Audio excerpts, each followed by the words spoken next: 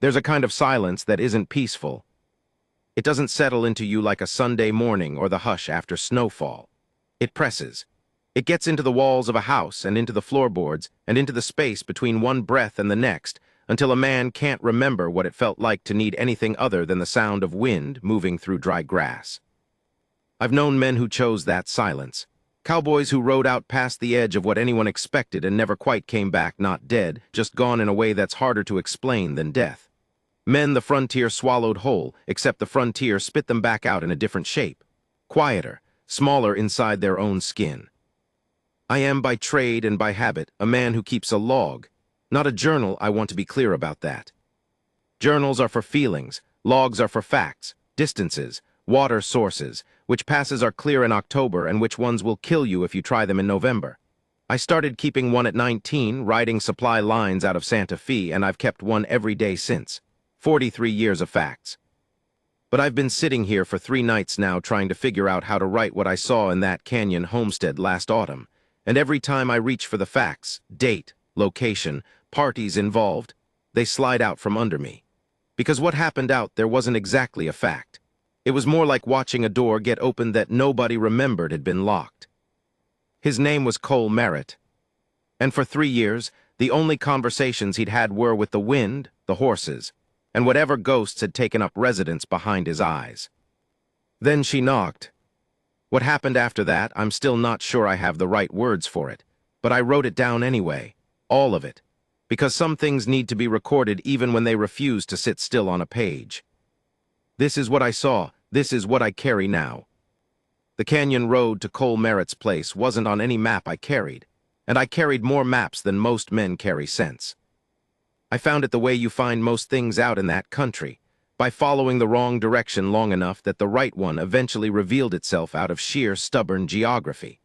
A dry creek bed that turned south. A stand of cottonwoods that shouldn't have been there, this far from any water I could see. And then, tucked into a fold of red rock like something the land had accidentally grown instead of built, the homestead. I'd been told about Cole Merritt by a woman in the trading post outside Cimarron. She hadn't exactly told me about him. She'd mentioned him the way people mention things they don't want to mention, the way you describe a tree that fell across the road by saying the road isn't quite right anymore without explaining why. She'd said there was a man out past the canyon who sometimes needed supplies hauled in, and that he paid fair and didn't ask for conversation. That last part she'd said with a particular emphasis, like it was both a warning and a relief. I'd taken the job because it was 60 miles of nothing, and I'd been riding 60 miles of nothing for 3 weeks, and I thought perhaps a face at the end of it might be pleasant. I was wrong about the face at first, but I'll get to that. What I noticed first, pulling the supply wagon down off the canyon rim, was the order. Not cleanliness. The place wasn't clean exactly in the way that a house with a woman in it is clean. It was ordered. The wood was stacked in the southeast corner of the yard in rows that lined up with a precision that looked more deliberate than convenient. The fence posts along the east pasture were set at intervals, so even they looked measured, though I couldn't see why the measurement mattered at that particular spacing. The garden, such as it was, a hard-bitten rectangle of turned earth, had been edged with flat stones placed so carefully, they'd have looked decorative if anything in this country ever allowed itself to be decorative. It was the order of a man who'd had too much time, and had decided to spend it making the world obey him in small ways. I'd seen it before. Soldiers after long campaigns sometimes got that way. Missionaries who'd been stationed too far from anyone for too long. It wasn't madness. It was the opposite of madness. It was control applied to everything within reach, because the thing outside reach couldn't be controlled at all. I pulled the wagon up to the front of the house and sat there a moment, because there's a protocol to approaching a solitary man's homestead, and the first part of that protocol is giving him time to see you before you make him deal with you. The house was quiet in the specific way of a house, where no one moves quickly inside it.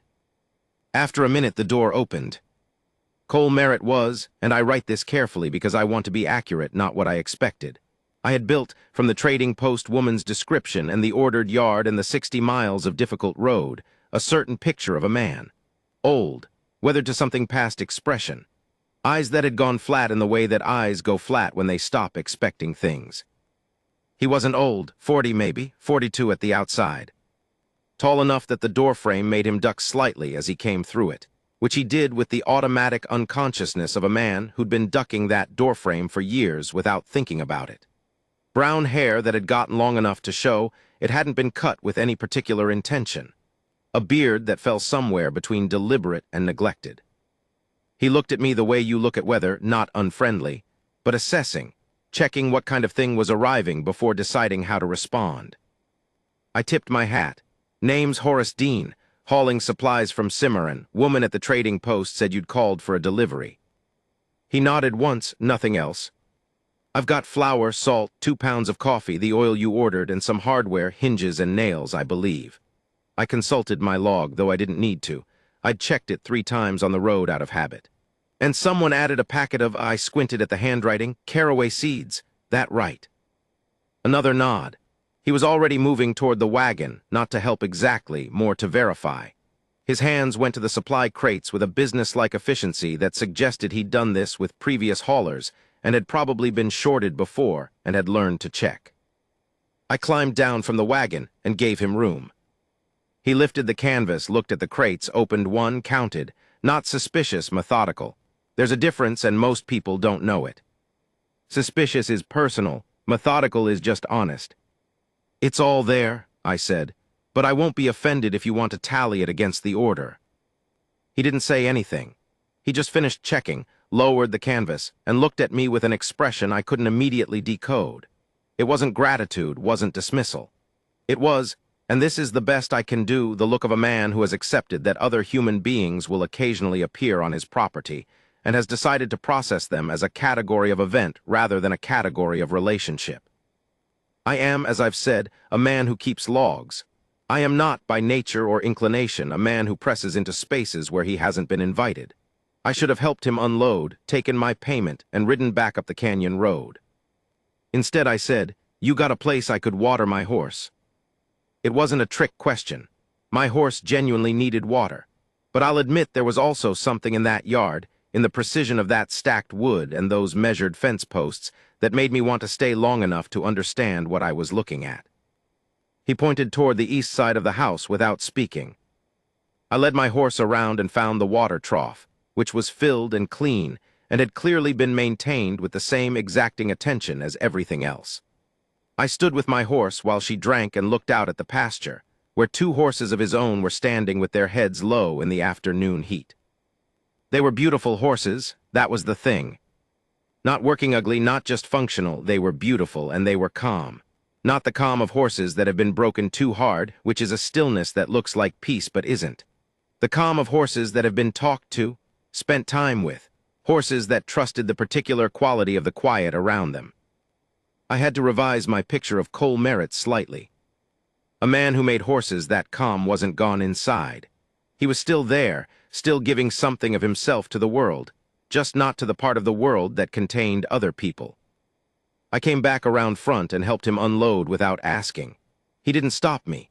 We carried the crates inside in 2 trips, and I got a brief look at the interior of the house, which was, again, ordered. Tidy in a way that took work, but without any of the softness that tidiness usually comes with. No curtains. No extra chair. The only thing on the wall that wasn't functional was a single photograph, framed, hanging beside the cold fireplace, but I couldn't see it clearly from where I stood, and I knew better than to look directly at things that were positioned not to be looked at. He paid me in coin, exact to the cent, and when I turned to leave, he was already moving back toward the house. "I'll be back in 6 weeks," I said, "unless you need something sooner." He paused at the door, didn't turn around, just stood there for a moment in a way that told me he'd heard me and was deciding whether to respond. He didn't, he went inside. I climbed up on the wagon and started back up the canyon road. I made a note in my log, see Merritt Homestead, canyon south of Cimarron Fork. Man alone, quiet, horses good, order unusual, return in 6 weeks. I did not write what I was actually thinking, which was, what happened to him? What did the world do to a man to make him build himself that small a life? That was September. I came back in late October, as promised, with another load of supplies and 2 books he'd added to the order. I remember one was a surveying manual, and the other was something in Spanish that I couldn't read the title of, and the homestead looked exactly as it had. Same ordered yard, Same precise woodpile. Same two beautiful horses standing in the east pasture. Except this time there were 3 horses. The third one was a spotted mare, pale gray with darker dappling across her hindquarters, and she was standing separately from his 2, near the fence on the south side of the pasture. She looked like she'd been there a few days. She was comfortable enough, had found the water, was eating the grass, but she had the slightly alert posture of an animal that knows it's in a new place. I noted this because I am a man who notes things. Cole came out of the house when I pulled up. Same process, nod, check the crates, pay, minimal language. But as I was hitching my horse at the trough, I said, "Didn't know you had a 3rd horse." He was quiet for long enough that I thought he wasn't going to answer. "Then she's not mine." His voice was, and this is important because I hadn't heard it before, lower than you'd expect. A little rough around the edges, the way a voice gets when it isn't used much, like a door hinge that's been still too long. But steady, controlled. "Stray?" I asked. "Left here," he said. "Someone left her at the fence 3 days ago, note on the saddle." I waited. He didn't elaborate. I thought about asking and decided not to. A man like that, you ask a question he's not ready to answer, you lose the whole conversation. I finished watering my horse, and as I was coming back around, he was standing there with his arms crossed, looking at the spotted mare in a specific way. The way you look at a problem you've decided not to solve yet, because the solving might make it permanent. "She's a good-looking animal," I offered. "Yes," he said. And that was the whole conversation. But as I drove back up the canyon that evening, I wrote in my log, 3rd horse, spotted gray mare, left by unknown party 3 days prior. Note found on saddle. Merritt has not decided what to do about her. This is notable because Merritt appears to be a man who decides everything immediately. I came back in December with the supplies he'd ordered before first freeze.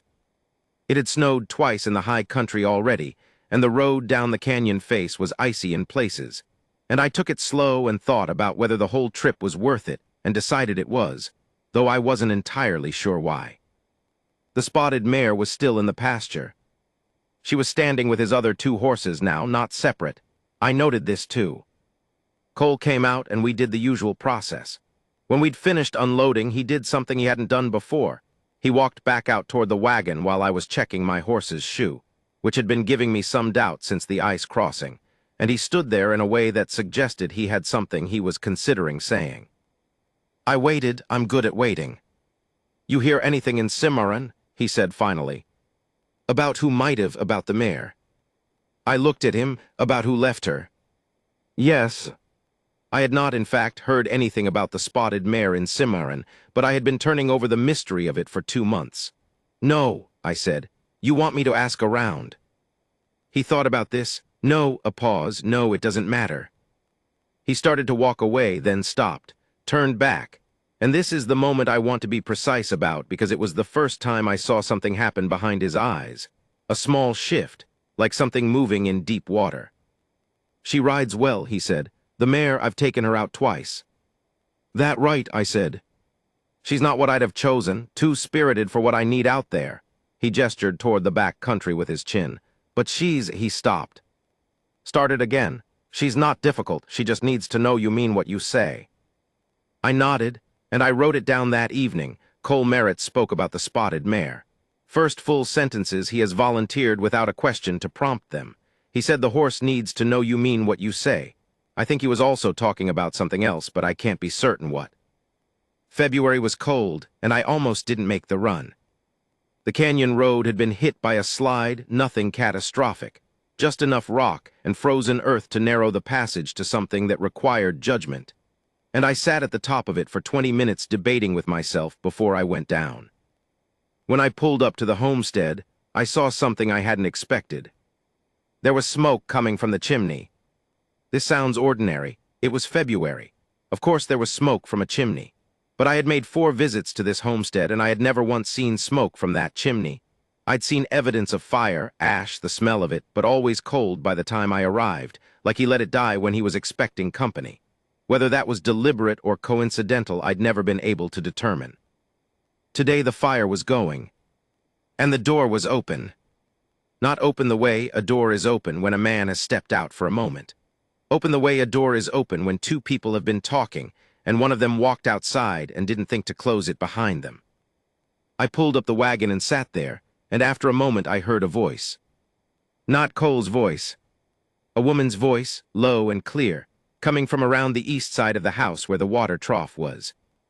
The shoe needs resetting. You can see it's pulling on the left front. That's why she's favoring it.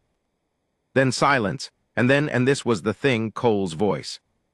Not answering a question, not being prompted, speaking.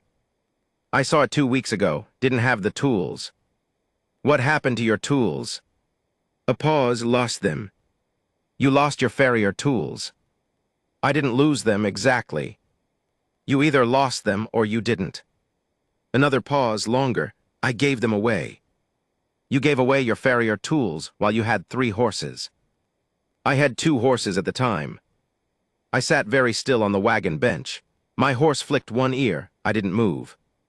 Well, the woman's voice said, I've got the tools. We can set it today if you want.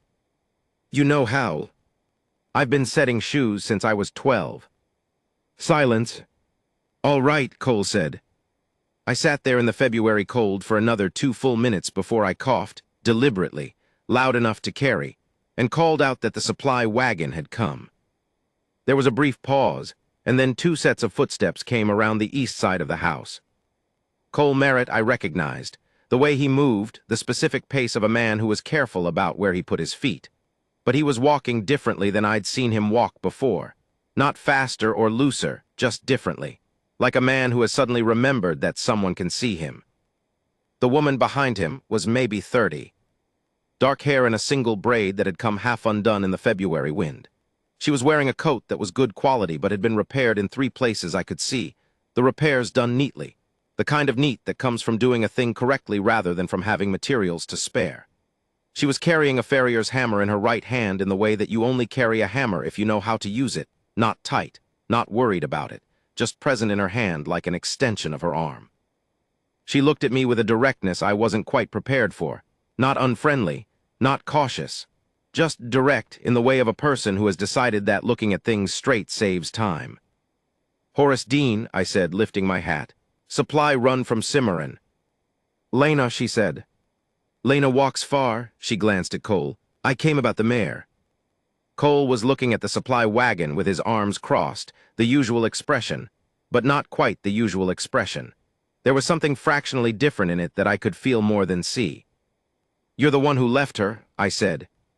I am. She shifted the hammer from her right hand to her left. She was my mother's horse. My mother passed in October. I couldn't keep her where I was, and I knew this was the right place for her, so I brought her here. How'd you know about this place? She looked at me steadily. I've known about this place for a long time. Something passed between her and Cole, not a look exactly, more like the negative space of a look. The deliberate absence of eye contact, that is itself a form of communication. I climbed down from the wagon and began the unloading process, and I made myself useful and quiet, and I watched. She went back around to the east side of the house to work on the mare's shoe. Cole helped me carry the crates inside, and while we were making the second trip, passing each other in the narrow doorway, he said something to me that I don't think he meant to say, or rather, I think he said it because I was there and neutral, and because the thing wanted to come out. She knew my wife, he said. And then he took his crate inside and set it on the kitchen table and didn't say anything else. I finished the unload, stacked the crates where he pointed, took my payment. Led my horse back to the trough, while the sound of hammering came steadily from the east side of the house, precise and rhythmic. A woman who knew exactly what she was doing. Before I left, I wrote in my log, Cole Merritt's wife is dead. The spotted mare belonged to a woman named Lena Walksfar's mother. Lena knew the wife. Lena left the mare here and then came back. The fire is going in the house. He said more words today than in all previous visits combined. I sat with that for a moment. Then I added, this is not something I know how to categorize under facts, but I believe something is beginning here. What it is, I cannot say yet. I went back in March. The door was closed, but there was smoke in the chimney again, and before I'd even called out from the road, Cole came out of the house and started toward the wagon with a different gait than I'd ever seen from him. Purposeful, quick, like a man who'd heard a sound he'd been waiting for. Then he saw it was just me, and the gait changed back. I noted this change. I noted the change back. "She's not here," he said, which I hadn't asked. "I see that," I said. We unloaded. He'd added coffee to the order, twice as much coffee as usual. I noted this also, since details matter and coffee is a detail that reveals things. When we'd finished, he stood by the wagon for a moment, and I could see him working something over in his mind. He had a habit, I'd noticed, of pressing his thumb against his first two fingers when he was thinking, not anxious, just tactile, like the pressure helped organize his thoughts. He was doing it now. "She came," he finally said, "to check on the mare." "Yes." "She came back twice more, after February." "Is that right?" "She knows farriery, also knows something about horses that," he stopped, pressed his thumb to his fingers. "She talks to them while she works on them, not baby talk, just talks to them like they're people who are listening." I said nothing because it wasn't required. "My wife used to do the same thing," he said. And then he walked back inside, and the conversation was over. I drove up out of the canyon that March evening and stopped at the top of the rim because I needed to look at the view for a moment before I wrote anything down. The canyon went red in the late light, the kind of red that makes you feel small in the way that's actually pleasant if you're in the right frame of mind, which I was. I opened my log and I wrote, "He has been alone for 3 years.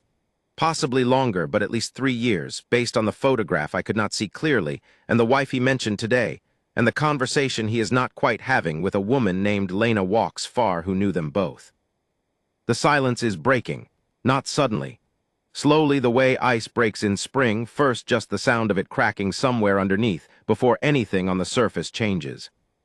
He is starting to talk again, not much, but he is talking. I do not know what this costs him, but I think it costs him considerably, and I think he is paying it anyway. Return in 6 weeks. I turned the wagon north and drove back toward Cimarron, and behind me the canyon went red and then purple, and then the particular kind of dark that only canyons get, a darkness that feels like it has weight to it, like you could press your palm against it and feel it push back. Somewhere down in that dark, in the house with the precisely stacked wood and the measured fence posts, and the 2 horses now become 3, a man sat beside a fire that he had let someone else teach him to stop putting out before they arrived. That seemed worth recording. April in that country is a trick. It comes in warm, softer than you expect, and the whole land opens up like something holding its breath finally let it out. The canyon road went green along the creek bed, and there were flowers I don't know the names of coming up between the rocks in the colors that have no business existing in that much red and gray. I drove down into it feeling better than I had in months, which I noticed and logged as unusual because I am not temperamentally a man who feels better going toward things. I generally feel better going away from them. But there was something about the homestead that had gotten into me over the winter, not personal. I want to be clear about that. I am a professional hauler and I maintain appropriate distances. But it had gotten into my thinking the way a particularly interesting route gets into your thinking. The geography of the thing. What was the terrain? What was moving underneath it? What was the passage going to look like in spring? I had my answer when I came around the last bend in the canyon road and saw the homestead. Lena Walks Far was in the garden. She was on her knees in the turned earth in the northeast corner, working something into the soil with her hands, and she was wearing a blue coat I hadn't seen before, and her hair was loose and blowing in the April wind in a way she apparently hadn't bothered to do anything about. The spotted mare, whose shoe had been properly reset, and who was moving without any favoring, I noted with satisfaction, was tied to the fence post 3 feet behind her, dozing in the morning sun. Cole Merritt was standing at the edge of the garden holding 2 cups. This was not the Cole Merritt I had been supplying for 6 months. That man had never held anything with any domestic quality to it. That man's hands had been for tools and work and the specific, contained physical acts of survival. He was standing there with 2 cups with the slightly uncertain posture of a man who had made a decision to hold 2 cups and was only now encountering the consequences of that decision, which was that it required him to stay in one place until she looked up and noticed. She looked up, she saw me on the wagon and waved with one dirty hand. He turned around. The 2-cup expression shifted into the nothing expression I'd come to associate with him, but it shifted back, that was the thing. He recovered it from his face, put the nothing expression in place and looked at me with it. but I had seen the thing it had replaced. I have been in a lot of situations that required me to not react to things I had seen. This was one of them. I pulled up, climbed down, tipped my hat to Lena, did the usual exchange with Cole over the supplies. While we were unloading, Lena washed her hands in the trough water and came around to take the crates of kitchen goods, which she did without being asked, moving through the house interior with a familiarity that told me this wasn't her first time in the house. She set the crates on the table, and I heard her inside moving things, reorganizing the shelves in a brisk, unself-conscious way. Cole, behind me carrying the hardware crate, heard it too.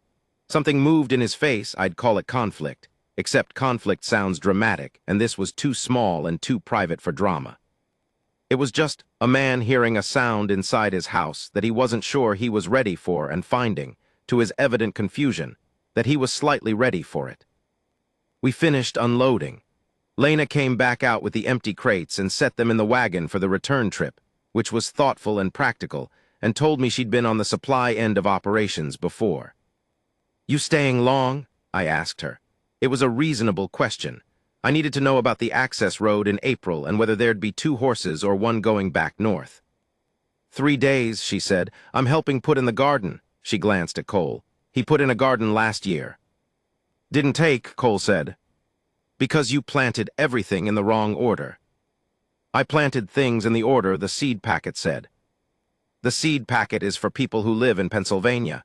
You're in a canyon in New Mexico. The rules are different. This was, and I want to be clear about the specific texture of this, not an argument.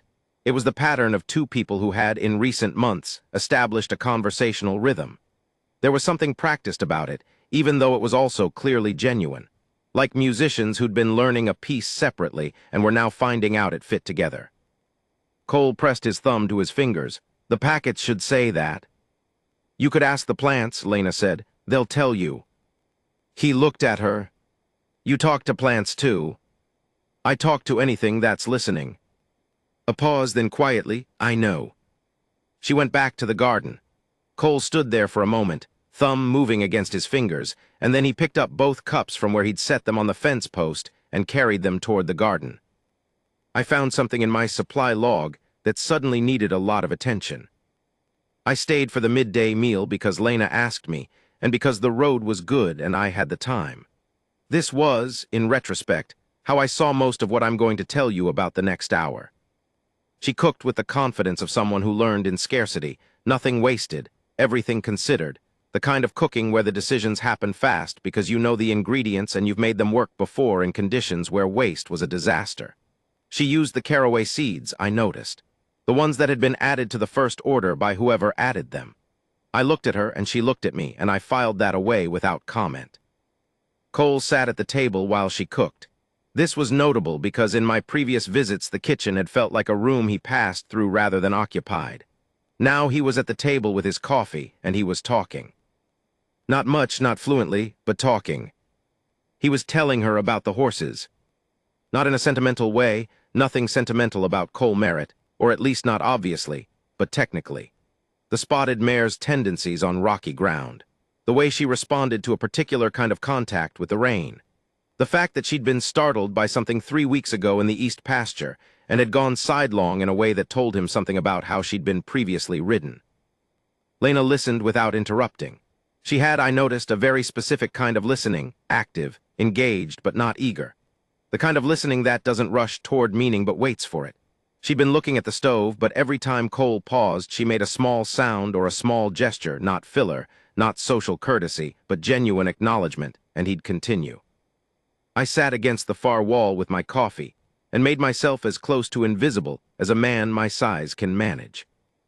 At some point, Cole said, "She's like Agnes was," just that, in the middle of talking about something else, like a stone dropped into water. Lena kept stirring, in her personality or in how she moves. A pause, both. Another pause, longer.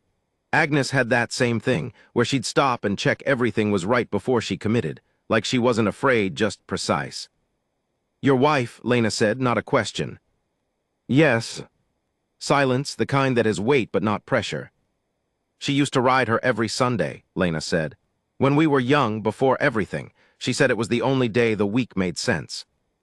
Cole's hand, I saw, was flat on the table. Not pressing down, just resting. Palm down, fingers slightly spread, the way you put your hand on something when you want to feel if it's solid. "Sunday," he said. "Sunday," she confirmed. Nothing else for a moment. Then she served the food and the moment passed and they moved into practical things. The garden, the fence that needed mending on the west pasture, whether the pass to the north would be clear enough by May for him to take the horses to the trader he used up at Rayado. But I had seen it, the stone dropped, the surface moving. I wrote in my log that evening, 3 miles up the canyon road. He said his wife's name, Agnes. He said it to Lena Walks Far, and she received it the way you receive a name that you've been careful with for a long time. There is a history between these two people that predates this homestead and predates whatever the last 3 years have been. I think Lena knew Agnes well. I think Cole has not said Agnes's name aloud to anyone in some time.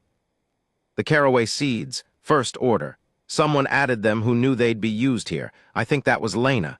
I think she placed the order through the trading post before she left the mare. She planned this. She was gone when I came back in May. Just Cole and the 3 horses and the garden, which was in better shape than I would have predicted, organized now, intelligently spaced, with the kind of layout that suggests someone who knew what they were doing had sketched it out. Cole looked, I want to be careful with this word, different. Not better exactly. Not obviously more at ease. He was still the man of controlled silences and methodical motion. But there was something fractionally altered in the dimension of him. Like a room where a window has been opened and then closed again, the window is closed, but the air is different.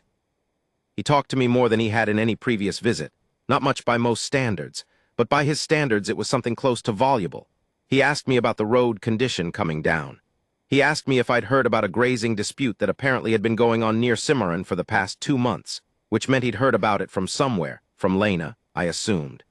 He mentioned that the garden was doing better and credited this to the different planting schedules she'd worked out. All of it was practical. All of it was surface. But surface is what a man offers when he's trying to stay in the habit of offering something, and the habit itself matters. I noticed he'd moved the photograph. Same frame, same photograph, but where it had been beside the cold fireplace, where it was positioned not to be looked at, it was now on the shelf beside the window, where light touched it, where it could be seen easily from the table. I didn't say anything about this. Neither did he. But he'd moved it, and I had the distinct sense that this was a recent thing, a week, maybe less, and that the act of it had taken something from him and left him with something else in its place that he was still figuring out how to carry. June. Lena was back. She arrived 2 days before I did. I know because Cole told me, which was itself unusual. The volunteering of information about time. She'd come through the North Pass on a roan horse I hadn't seen before, riding alone, carrying a pack that she described to me later as containing mostly books and seeds, and a pot she'd been meaning to replace since November. By the time I arrived, they were 3 days into what appeared to be a systematic project to rebuild the section of fence on the west pasture that had been listing since at least January. Cole was doing the post setting. Lena was stringing the wire. They had a rhythm to it, the kind of rhythm that develops when 2 people have worked together enough that they stop narrating what they're doing and just do it, trusting the other person to know their part. I helped for an hour before unloading the supplies. Lena handed me wire without asking, knowing I'd hold it. Cole set posts without direction. I strung wire I'd never strung before in exactly the right place because the work told me where to put it. After the unload, when Cole went to check the horses, I sat with Lena on the fence rail and drank water from her canteen. Mine had gone warm and hers was cool from the spring, and she looked out at the pasture. "He's doing better," I said. "Is that a question or a statement?" she asked. "Statement, I think. But I'm open to correction." She was quiet for a moment. She had a way of being quiet that didn't feel like avoidance, more like she was collecting something before she offered it. She paused. He was very far away when I first came, not angry, not even sad exactly, just somewhere else behind himself. "The 3 years," I said. 3 years he'd been out here. I didn't know it was that long at first. She looked at the wire she'd been running through her hands, not pulling at it, just feeling the texture. "Agnes died in the fall 3 years ago now. He came out here that winter and he just stayed." Did you know him before? From before Agnes. She turned and looked at me with an expression I'd call complicated if I wanted to use a word that covers too much ground. I've known Cole Merritt my whole life, she said. He and Agnes were together since they were young. He was different before, very different. He used to tell these stories, ridiculous stories, very long, very complicated, always somehow about a horse that made a bad decision. Everybody laughed. I never knew anyone who could make a room feel full just by being in it.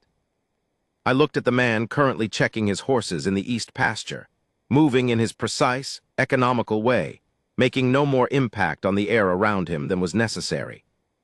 He's still in there, Lena said quietly. That's the thing, he didn't go anywhere. He just went quiet, and quiet is not the same as gone. You knew that when you brought the mare. She looked at me. Her expression told me I'd said something accurate. Agnes would have wanted the mare here, she said, and I thought, she stopped, started again. I thought he'd had long enough to be as small as he was making himself. This seemed to me a remarkable thing to say. Not cruel, the opposite of cruel. The kind of thing that requires a specific understanding of the difference between respecting someone's grief and enabling them to disappear into it. Did you tell him that? I asked. Not in those words, she said. In a lot of other words. A faint change in her expression. Some of them were loud. Cole was coming back from the pasture. She straightened on the fence rail and turned to ask me about the road conditions north of the canyon, and the conversation moved on. But I wrote it down. She brought the mare because Agnes would have wanted it, and because she thought he had been alone long enough. She has known him her whole life. She knows what he was before the silence, and she is not trying to turn him back into that. She is trying to remind him that the person who told those stories is still the same person who built this careful, ordered life in the canyon, and that neither version of him is wrong. This is a specific kind of love. I don't know what to call it other than what it is. July was hot. I came down the canyon in July heat that turned the air above the road to a shimmer, and my horse was complaining about it audibly, and I was not entirely without complaint myself. They were both there when I arrived. Cole was at the forge. He'd built a small forge on the south side of the house. New since my last visit, set in a stone surround, he'd clearly laid himself with the same precision as everything else he built. He was working on something. I couldn't see what from the road, but the forge was lit, and he was at it with his full attention in the way of a man who has found a task that contains his mind, and he was not going to stop until the task was finished. Lena was on the porch with a book. Not reading it, she had it open on her knee, but she was watching the mountains. She looked up when I came in and waved.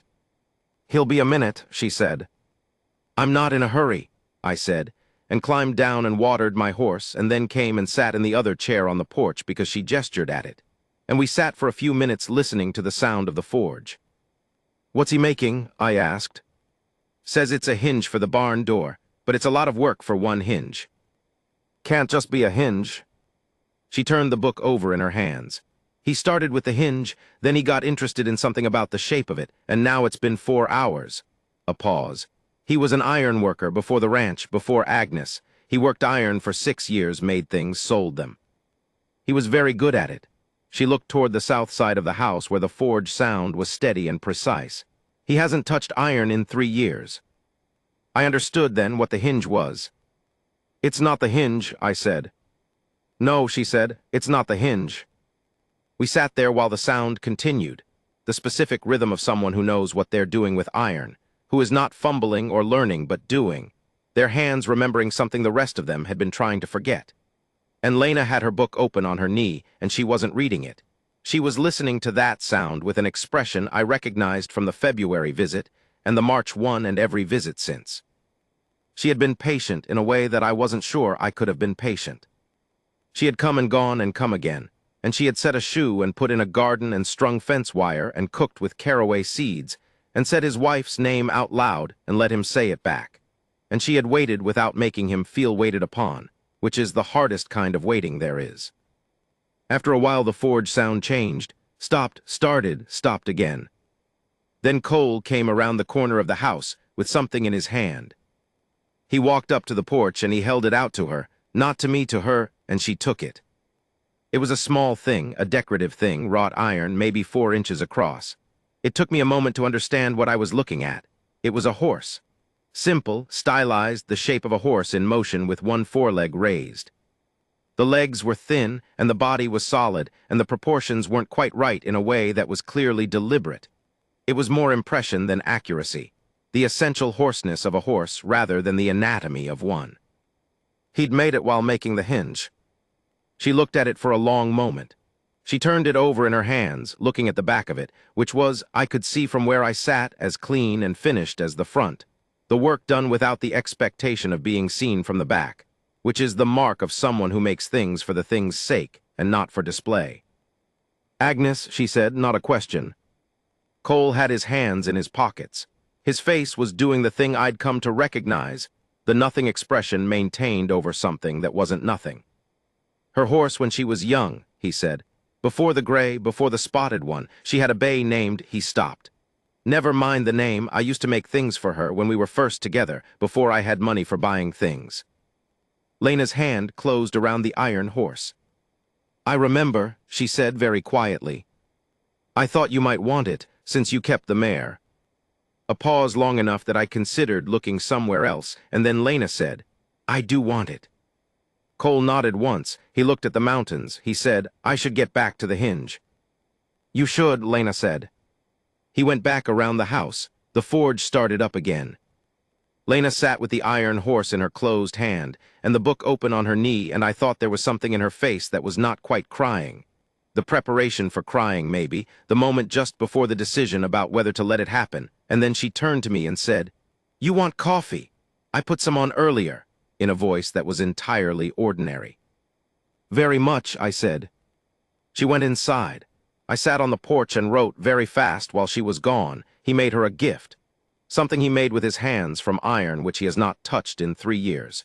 He made it while making a hinge because that is the kind of man he is. The thing that needed to be made couldn't come first. The practical thing had to come first, but the thing that needed to be made got made anyway. She understood what it was immediately. She said, Agnes. He confirmed it and then retreated because he can only go so far forward at a time before he has to go back and consolidate. But he went forward. This is, I think, what the thaw looks like. Not a flood, just the ice going soft at the edges, just the first trickle of water finding the ground again. She stayed 2 weeks that July. I know because I came back through on an unrelated run to the south and stopped at the homestead to drop some things I'd been carrying on behalf of someone at the trading post. And the roan horse was still tied at the south fence, and the smoke was going in the chimney in the midday heat, which was excessive but not inexplicable. Nobody came out when I left the package at the door. I heard them inside talking, not what they were saying, just the sound of it. 2 voices going back and forth in the natural rhythm of people who have been talking long enough that day that the rhythm has settled into something comfortable, something with pace and with pauses and with the occasional shared register of something almost funny. I left the package, I didn't knock.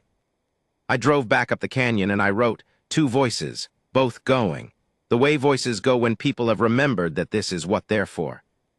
Return in 6 weeks. September came back around, and I made the run down the canyon road with the year's last big supply delivery.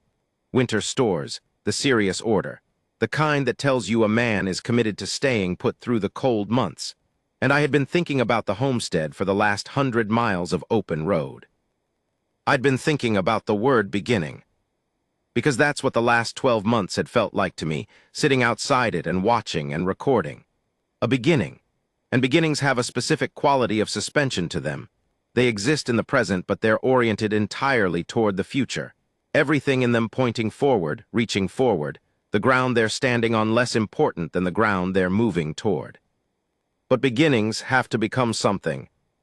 And I didn't know riding down that canyon in September what this one was becoming. I had my log. I had 11 months of entries. I had facts. Iron horses and caraway seeds and fence wire and a spotted mare and a man who'd started to speak again in the way that winter rivers start when the ice breaks, which is not all at once, which is one crack at a time, each one widening the next. But facts, as I have noted before, will only carry you so far. The rest you have to be present for. The homestead was changed. Not dramatically, not in the way of renovation or overhaul, but changed in the specific way of a place that has been paid attention to by more than one person. Small details amended. Small asymmetries corrected. Small additions made that revealed the perspective of someone who was looking at the place from outside its established logic and noticing things the person inside the logic had stopped seeing. There was a curtain in the front window. Simple thing. Dark blue fabric, not decorative exactly, more functional. It cut the morning light that came in from the east, and I thought about the photograph on the shelf beside that window and thought that maybe the curtain was about the photograph, and maybe it wasn't, but either way it was there. There was a second chair on the porch, new, made from the same wood as the first, which told me Cole had made it himself, which meant he'd made a chair specifically for someone else to sit in, which was, in the context of everything I knew about him, considerable. There were flowers in a can beside the door, not elaborate, wild-looking like they'd been picked from somewhere nearby and put in water because they'd been noticed and someone had thought they ought to be inside, but there was no proper vase, so the can. This detail I held for a while because it's a specific kind of detail. It tells you about a person who picks flowers and puts them in whatever's available, not as a statement, just because flowers ought to be in water if possible. Cole came out before I'd fully stopped the wagon. He was moving quickly, not the waiting for company movement I'd seen in April, the eager movement and then the pullback. Just quickly, purposeful. "I need the hardware first," he said, "if you don't mind." "What's the rush?" "I'm in the middle of something." I climbed down and we got the hardware crate out together and he took it to the south side of the house, the forge area, and I followed out of curiosity and found the forge was already lit and there was work in progress on the anvil, something larger than the iron horse, something structural, though I couldn't immediately tell what. "What is it?" I asked. He set the hardware crate down and looked at what was on the anvil. "Gate hardware," he said, "for the north pasture gate. The old hardware's rusted through." This was practical and entirely true, and was also, I suspected, not the only thing he was making, but I didn't ask. "Lena coming," I said, as neutral as I could make it. He looked at the forge for a moment. "Yes." "When?" "She's already in the canyon. She'll be here by evening." He said this with a specific kind of flatness that I had learned to read as the opposite of what it sounded like. Cole Merritt's flatness was not disengagement. It was the voice of a man who had learned, at some early point in his life, that enthusiasm was something to be careful with, because enthusiasm revealed what you wanted, and what you wanted could be taken. The flatness was the shell the enthusiasm lived inside. "I'll have the rest unloaded by then," I said. "No hurry," he said. This was also new. In 11 months I had never heard Cole Merritt say no hurry. He was a man of precise schedules and specific purposes. No hurry meant something. She arrived, as promised, by evening. I was finishing tying down the empty crates in the wagon when I heard hoofbeats on the canyon road above. And then the roan came around the last bend with Lena on him, looking like someone who'd been riding all day and was satisfied about it, not tired, just settled into the tiredness, comfortable inside it. She had a pack twice the size of the July one, and she was leading another horse, a bay gelding that I hadn't seen before. She pulled up beside the wagon and looked at the homestead, and then looked at me. "He's been waiting all day," she said. "I know," I said. She smiled. It was a specific smile, not happy exactly, or not only happy, layered the way things get when they've been built up over time.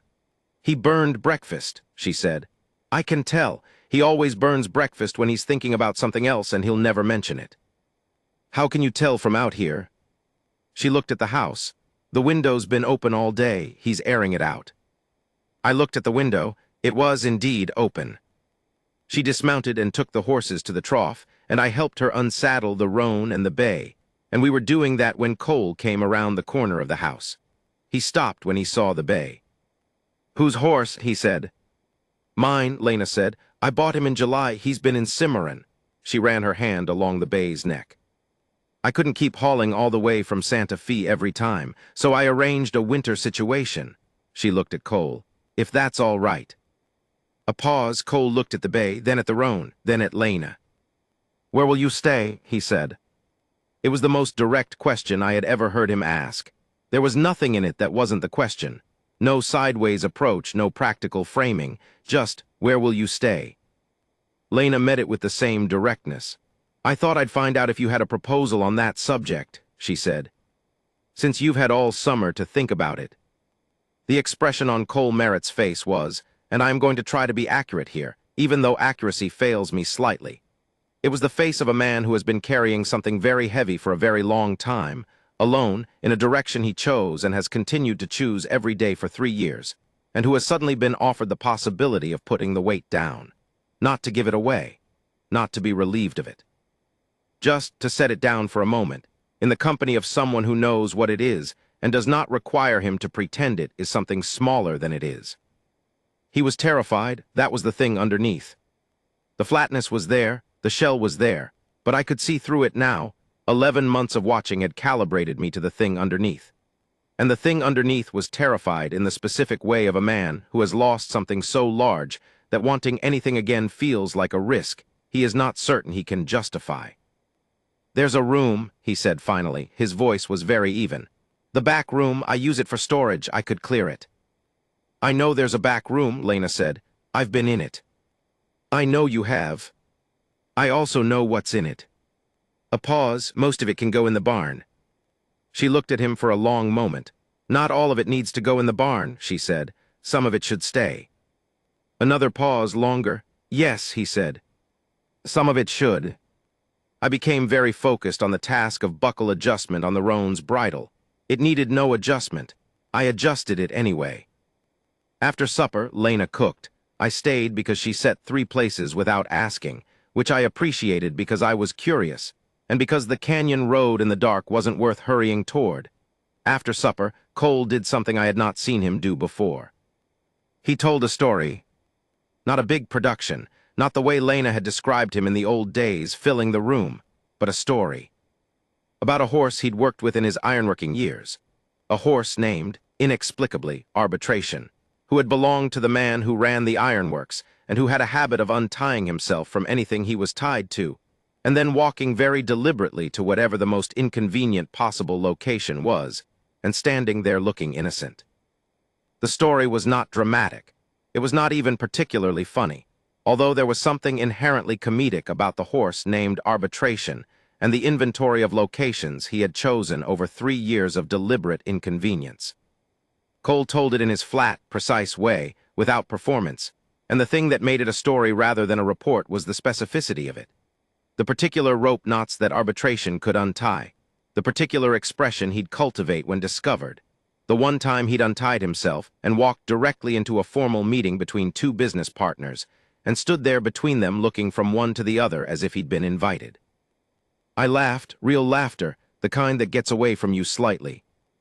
Lena laughed too, but she was also watching Cole, and what I saw in her face was not the pleasure of the story, though that was there, but something older.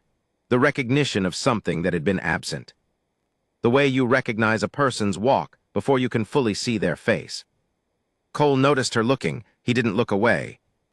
"It's a stupid story," he said. "It's a good story," she said. "Agnes used to say it was the best story I had."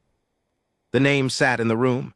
Not painfully, not like the February visit where it had been a stone dropped into still water, more like a presence acknowledged, something given its proper place. "It is the best story you have," Lena said, "but I think you have more." "Maybe," he said. He pressed his thumb to his fingers. I've been thinking about that. About stories. He paused. About talking, about what I want to say, whether I still know how to." He looked at his hands. 3 years of not saying things means you build up there's a backlog of things that needed saying. And it's hard to know where to start because they pile up, and the ones at the bottom are old and they've changed shape in the dark. This was the most he had said to me in a single run of sentences. In 11 months, I was very still. "You don't have to start at the bottom," Lena said. "You can start anywhere." "What if I start in the wrong place?" She leaned across the table slightly, not toward me, toward him, and I was peripheral to this, which was correct. "Cole," she said, "you've been talking to me for almost a year. You've been starting in the middle and at the end and sometimes sideways, and all of it has been exactly right." He looked at her for a long moment. She would have, he stopped, started again. "Agnes would have liked you coming," he said.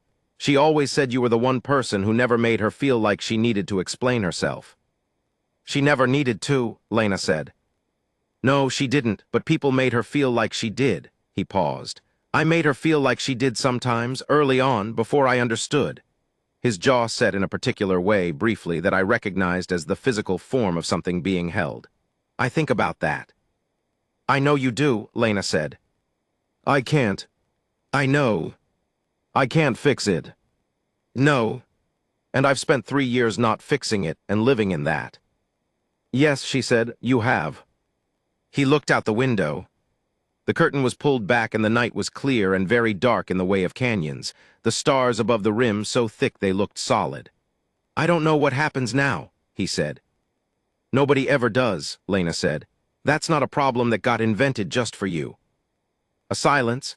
Then something happened in his face that I had not seen there in 11 months of watching. It was very small. A release of something, not tears, not obvious emotion, just the slight loosening of the thing he'd been holding behind his face for 3 years, the tightly maintained arrangement of careful nothing, shifting. He looked like himself.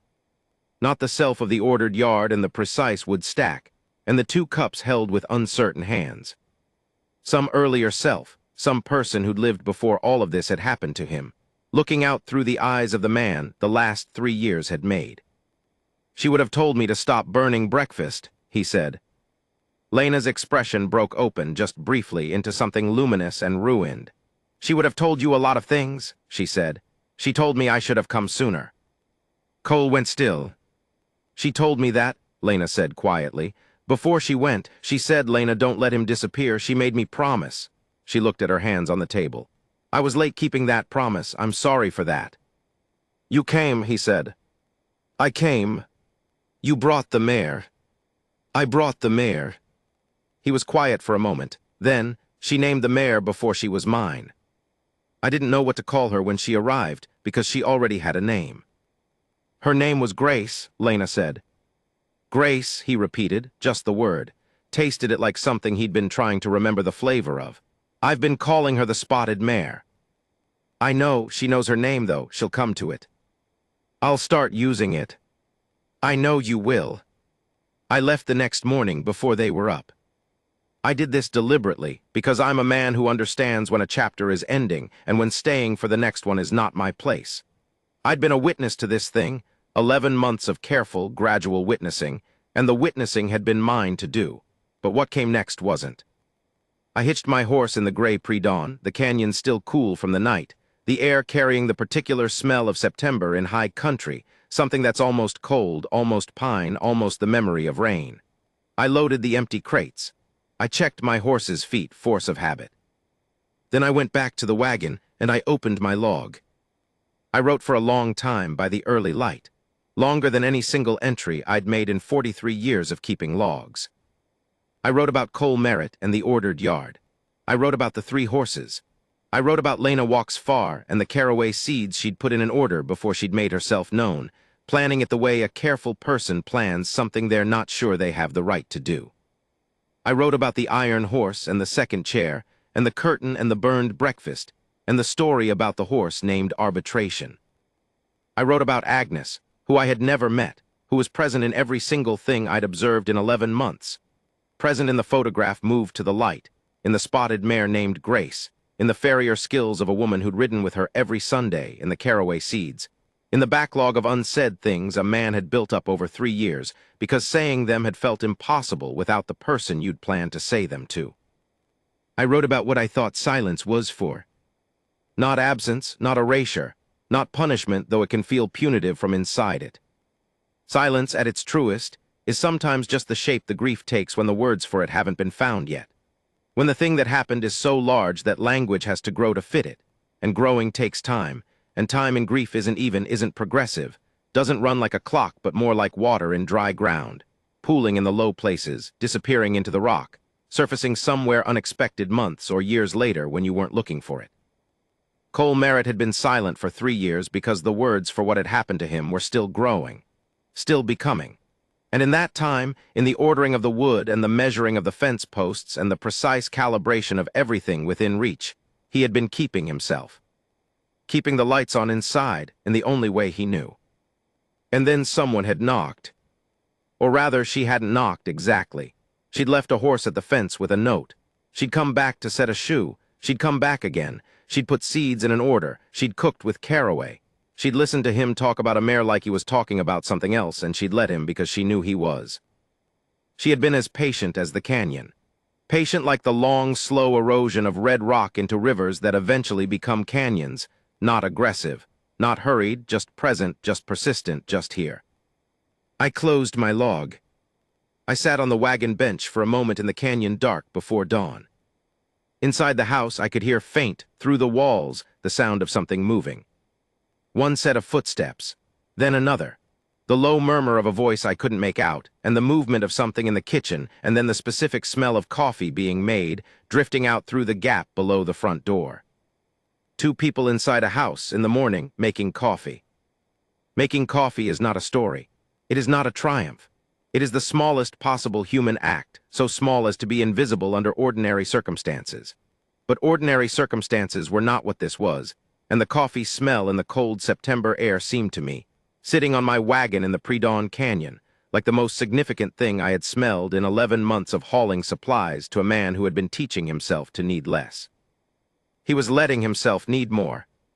Not everything, not all at once. Not in a rush, not dramatically, not in the way of stories where the healing is clean and the ending is a door closed on the pain. It wasn't any of that.